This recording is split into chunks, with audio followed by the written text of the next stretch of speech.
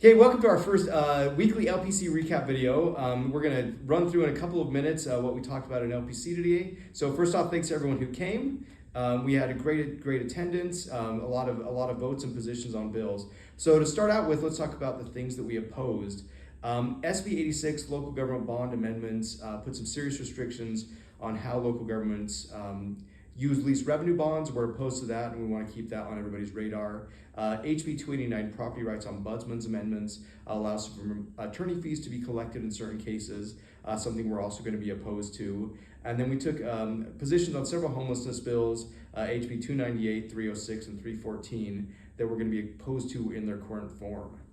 Carson, talk about some neutral bills. Thanks, Justin. We've got a lot of bills that have neutral positions on our tracker. We chose to highlight 3 of them today in our policy committee. First, Senate Bill 13, the Education Entity Amendments from Senator Fillmore. This bill is very similar to the micro schools bill, where it creates permitted uses with standards and preserves local regulations for these schools in the land use space. We chose to go neutral on that as it was consistent with our policy last year. Senate Bill 34, Utah Retirement System Amendments from Senator Harper. This makes a fairly technical change to how employee records are tracked in the URS system for public employers. And then HB 251, Representative Gwynn's post-retirement restriction amendments bill. This is another one where this has been 3 years in the making now, and it creates a new path to retirement reemployment for public entities, and it is revenue neutral for cities. So our policy committee felt like neutral is an appropriate position. So we took one position in support of a homelessness bill, HB 207, which will be up in committee tomorrow afternoon, so we'll be there to speak to that one.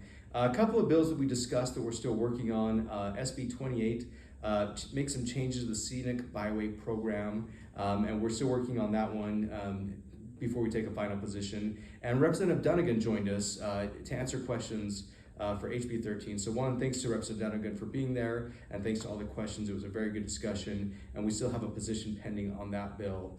There's several other bills that we took positions on as we ratified the bill tracker.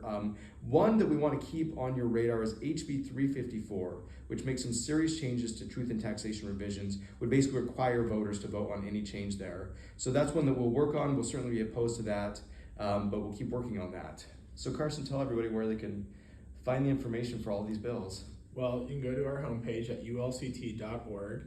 You can find the bill tracker there, as well as ways to engage with your legislators, ways to engage on the policy committee. You can also go to our bill tracker directly at ulct.org/bills, and you can access our bill tracker there. We keep it as up to date as possible. Almost nightly, I think we're going through and trying to update it with new positions. And then every Monday, the Legislative Policy Committee affirms and ratifies positions. So typically Mondays when we'll have the most recent updated for you. Okay, so thanks everybody for watching. Remember, you can watch the full LPC video if you want to when we get that uploaded on the website. Keep watching the Bill Crapper. That's maybe not the worst. You can edit that. The bill tracker. Keep watching the bill tracker, and you can also let us know if there are positions we should be taking on bills or bills that you're concerned about. Thanks.